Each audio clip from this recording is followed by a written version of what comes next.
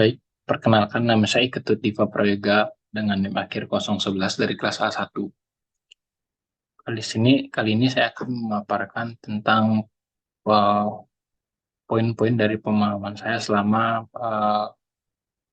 perkuliahan yang menjelaskan tentang materi dari topik pertama sampai ke-7 dari mata kuliah Arsitektur Nusantara. Kemudian berikut ada daftar isi dari topik pertama sampai topik ketiga menjelaskan tentang faktor-faktor pembentuk arsitektur Nusantara. Kemudian ada topik keempat yang menjelaskan tentang arsitektur tradisional Bali, Jawa, Madura, dan Sumatera. Kemudian ada topik kelima yang menjelaskan tentang arsitektur tradisional Kalimantan, Sulawesi, dan Nusa Tenggara Barat. Kemudian ya, topik keenam ada arsitektur tradisional dari Nusa Tenggara Timur dan Papua. Kemudian menjelaskan mengenai pengertian arsitektur. Arsitektur mengajarkan kita untuk merealisasikan suatu angan-angan atau cita-cita menjadi sesuatu bentuk yang berwujud. Arsitektur juga memberikan aneka bentuk, fungsi, dan makna pada wujud tersebut. Kemudian, arsitektur berasal dari bahasa Latin, yaitu bahasa Yunani kuno, di mana arki dan tekton artinya pembangunan utama. Kemudian, menurut Marcus Flavius Plio, merupakan suatu karya yang memenuhi syarat harus terdiri dari formitas, utilitas, dan venusta. Kemudian, selain untuk menyampaikan suatu gagasan karya, arsitektur juga mengimplementasikan wujud yang fungsionalitas, kokoh, estetik, dan nyaman. Kemudian, arsitektur Nusantara tradisional. Arsitektur yang berlangsung dari tahun ke tahun dan tidak berubah-ubah. Kemudian, ahli atau seorang arsitek dari arsitektur Nusantara biasanya dapat disebut sebagai Pandita Balo, itu Gundagi, dan lainnya. Pedoman dari arsitektur Nusantara dapat berupa teks, tutur, relief, dan lain-lain. Berikut pola permukiman dan tipe rumah tinggal Nusantara tradisional. Pola permukiman tradisi, yang pertama ada dari kawasan pedesaan, kemudian ada di puncak lereng bukit atau ketinggian, kemudian di sepanjang aliran sungai, yang keempat ada di sepanjang kanal, sepanjang jalan atau kanal. Kemudian berikut ada tipe rumah tradisi. Kemudian yang pertama ada rumah kolong atau panggung, yang kedua ada rumah dibangun di atas tanah, kemudian yang ketiga ada rumah terapung.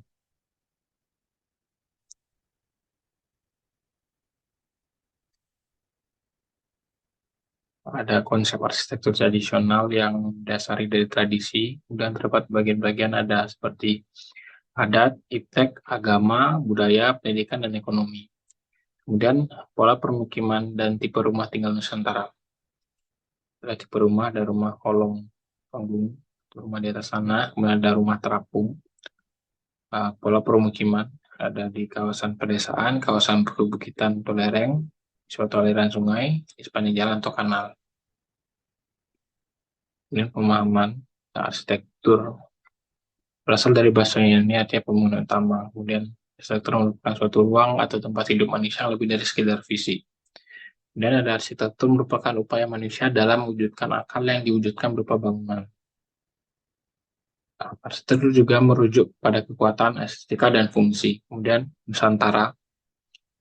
Menurut literatur Jawa, Nusantara merupakan suatu yang menggambarkan suatu negara yang mengadopsi konsep dari kerajaan Majapahit. Nusantara yang berasal dari bahasa kuno yaitu Nusa, berarti pulau, dan Antar, berarti lain atau seberang. Dan Nusantara merupakan nama lain dari Indonesia. Berikut ciri arsitektur tradisional, yaitu pertama, memiliki tritisan yang lebar.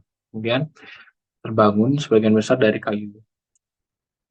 Memiliki kolong atau panggung, dan terdapat sambungan dengan tali ikat, pasak, paku kayu, atau bambu. Menggunakan sendi umpak. Kemudian dibongkar dan dipasang kembali. Dan yang terakhir ada rumah difungsikan sebagai perlambangan.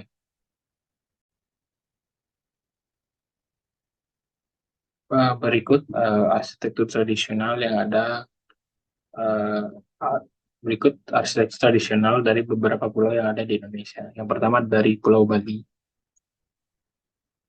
sebuah wadah kehidupan masyarakat Bali yang berkembang turun-temurun dengan aturan Asta Kusala Kusali, kemudian Asta Asta Bumi, Brahma Kerti, dan lain-lain.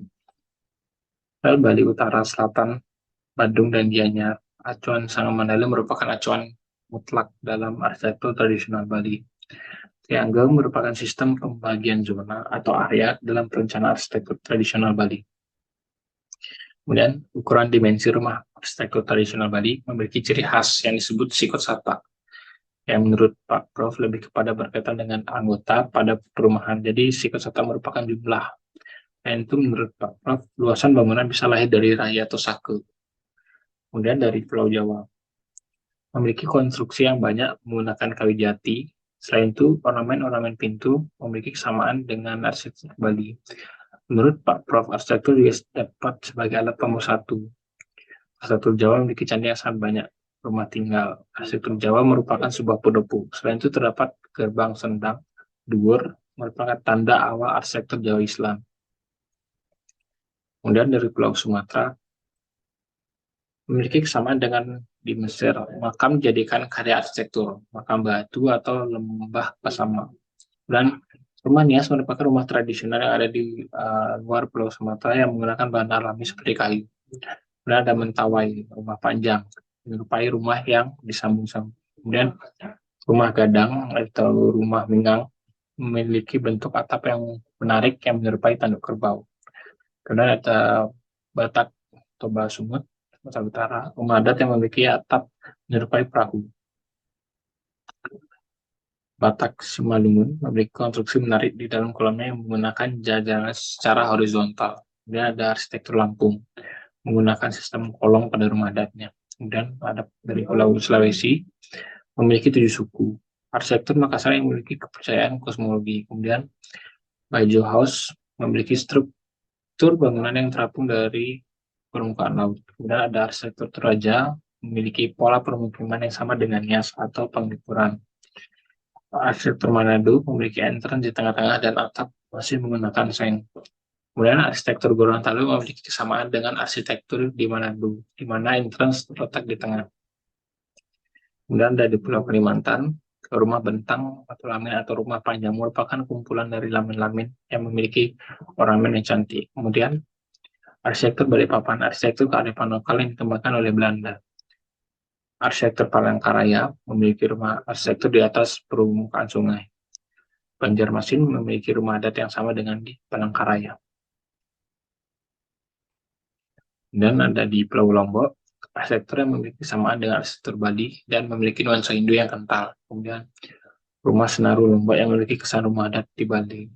Permukiman di Lombok sangat mirip dengan ada yang di Penglipuran. Sasa House merupakan rumah tradisional yang berada di Lombok. Kemudian Lombok memiliki ikon bangunan lumbung. Sumba memiliki atap yang menyerupai atap Joglo. Umam Datangu Sumba merupakan sebuah perkampungan. Wairebu rumah yang memiliki bentuk kerucut. Kemudian ada di pulau di bagian timur, ada Gawong merupakan rumah adat yang ada di Kupang dan menggunakan material bangunan dari pohon lontar. Irian memiliki rumah adat Kariwari dan Hongai. Dan Kariwari dihubungkan dengan bangunan suci bagi masyarakat Irian. Honai, rumah adat yang memiliki bentuk melingkar. Jayapura Beach House memiliki kesamaan dengan rumah lamin, namun Jayapura Beach House terapung. Ada arsitektur yang didasari dari ide, konsep, dan tema. Kemudian aplikasi nilai makna lokal pada arsitektur mendatang, yaitu ada arsitektur masa lalu, 3 muka dengan arsitektur masa kini akan kemudian menghasilkan regionalisme arsitektur. Berikut sekian yang saya dapat jelaskan mengenai pemahaman saya selama perkuliahan berlangsung, menjelaskan dari topik pertama hingga ke 7. Sekian, terima kasih.